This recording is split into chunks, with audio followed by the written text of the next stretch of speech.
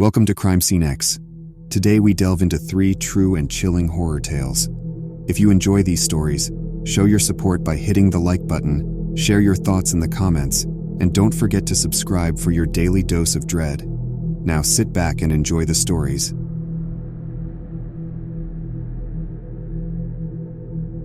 I had always prided myself on being rational, a person whose feet were planted firmly on the ground. I believed in what I could see, what I could touch.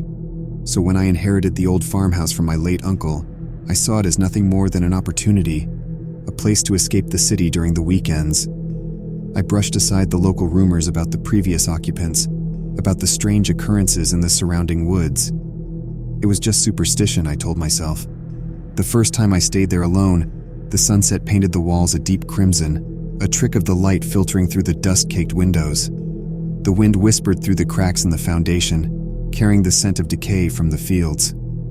I set about cleaning, trying to make the place habitable, finding comfort in the tangible task of scrubbing and polishing. But that night, as I lay in the antique bed that groaned with the slightest movement, I heard footsteps, heavy, deliberate steps in the hallway outside the bedroom. My heart pounded against my ribcage as I reminded myself there was no one else here. It was an old house. It was settling, nothing more. The following days were a blur of cleaning and repairing, accompanied by the constant feeling of being watched. I told myself it was the isolation, the adjustment to being out in the countryside after years of living in a bustling city. I refused to acknowledge the growing dread that crept into my bones with each passing night. One evening, while exploring the attic, I discovered an old diary belonging to a woman who lived there in the early 1900s. Her words started as mundane entries about farm life, but as I flipped through the pages, they descended into madness. She wrote about the isolation consuming her, about hearing sounds from the cornstalks, about seeing eyes in the darkness. I stopped reading, disturbed by the similarity of her experiences to my own unnerving feelings. That night, the footsteps returned, closer, more persistent. I told myself I would leave at first light, that I would chalk this up to a failed experiment in country living. But morning brought a new terror. My car wouldn't start. The nearest neighbor was miles away, and my cell phone had no service. Trapped by modern inconveniences, I was forced to stay another night. As darkness swallowed the farmhouse once again, I tried to busy myself with books and chores, anything to keep from acknowledging the fear that gnawed at the edges of my sanity. Then, the power went out. The house was plunged into an oppressive darkness that seemed to smother my very breath. In the inky blackness, I heard it. A low, guttural moaning that seemed to come from within the walls. My mind raced, searching for a logical explanation. Animals in the walls? Pipes? I decided to confront it, to prove to myself it was just the house settling, the wind, anything but the creeping dread that told me it was something else. I lit a candle and followed the sound of the cellar, the moaning growing louder, more agonized. The cellar door creaked ominously as I pushed it open. The flickering candlelight cast grotesque shadows on the walls. As I descended the stairs, the smell of damp earth and something fouler hit me. My stomach churned. At the bottom, I found the source of the sound. It was not the house, not the wind, not animals. It was a man. He was hunched over in the corner, his back to me, wearing dirty clothing that hung from his emaciated frame. He was rocking back and forth, the moans escaping from between chapped lips. I stood frozen, terror rooting me to the spot.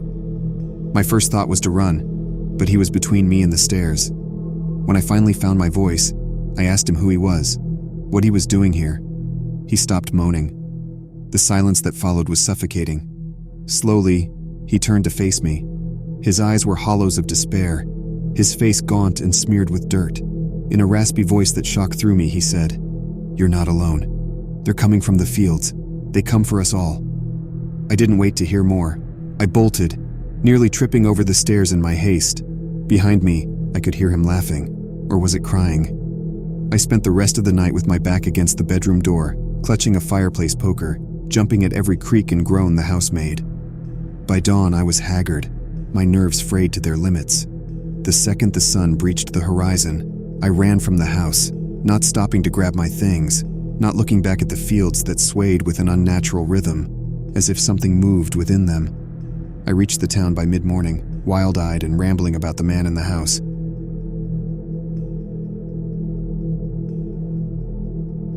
I had always been a bit of a loner, which is partly why I took the job at the old Hensley mine. It was reopened for cleanup and recovery. Too many old shafts were hazards for the curious.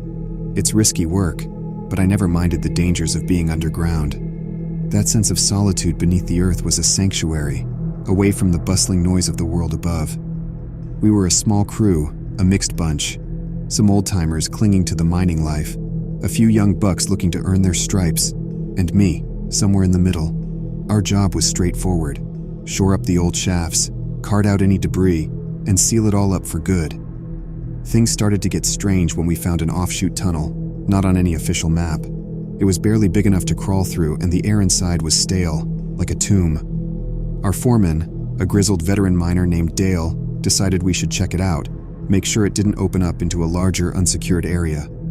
I volunteered to go first. Maybe I was eager to prove myself, or maybe I just needed the quiet.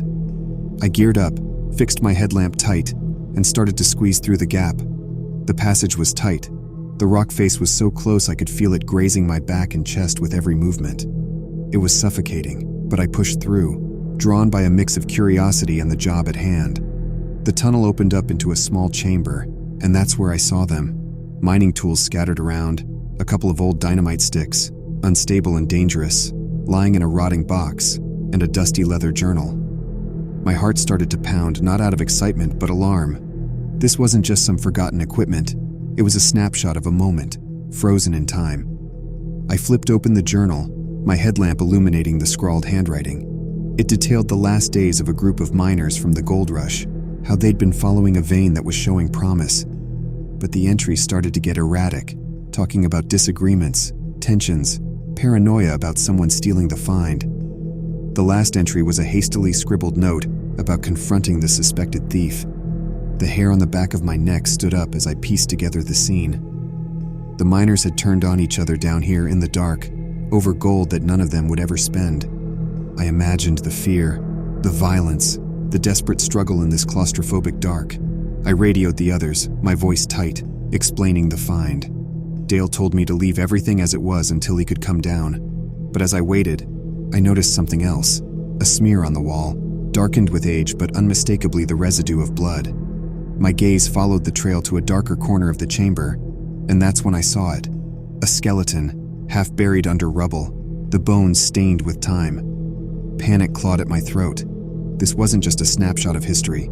It was a crime scene. A chill ran through me, not from the cold of the mine, but from the realization that I was sharing this tomb with the remains of a man betrayed and forgotten. When Dale arrived, I was still staring at the skeleton. The old miner didn't say much, just took in the scene with a grim face and immediately called it in to the authorities. The cleanup operation was put on hold, replaced by a new flurry of activity as police and forensic teams descended into the mine. The investigation was out of our hands. They said the skeleton could be well over 100 years old, likely one of the original miners from the gold rush. A victim of greed and violence, his story almost lost to the darkness. It was a stark reminder of the perils of the mining life, not just the physical dangers, but the darker depths of human nature. I kept thinking about those last desperate moments, down here in the dark, how the gold that had promised so much had delivered only death, how the earth had kept the secret, holding tight to the bones of the past, until someone like me, another miner, had stumbled across it. I still work underground, but that discovery has never left me.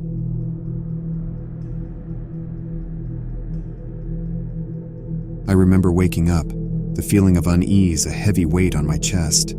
The room was still, a silent chamber of darkness with only the faint glow of the streetlight filtering through the blinds. My wife, Sarah, was a quiet mound of blankets beside me, her breathing soft and rhythmic.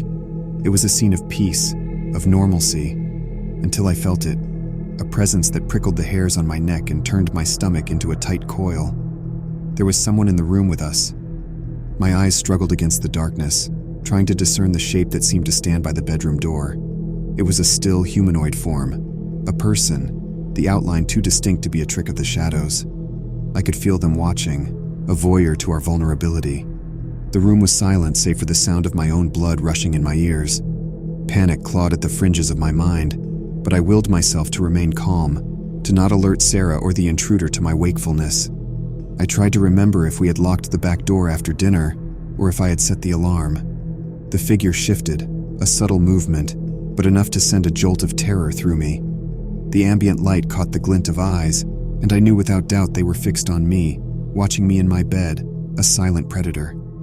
There was no malice in the movement, no immediate intent to harm, just the patient observation that felt more violating than any physical act could be. My mind raced, trying to devise a plan. The phone was on my bedside table, but to reach for it would surely provoke a reaction. I could try to wake Sarah, but the thought of exposing her to danger rooted me to the spot. And so I lay there, frozen, the seconds stretching into eternity. I had read about stalkers, those twisted souls who fixate on others, but I had never imagined it could happen to us, in our quiet neighborhood, in our modest home. Yet here I was, locked in a silent standoff with a shadow that had invaded our sanctuary. It felt like hours before the figure moved again, stepping away from the door, its movements silent, deliberate.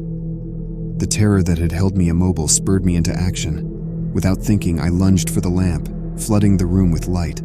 The brightness was disorienting, and for a moment I could see nothing but the afterimage of the bulb.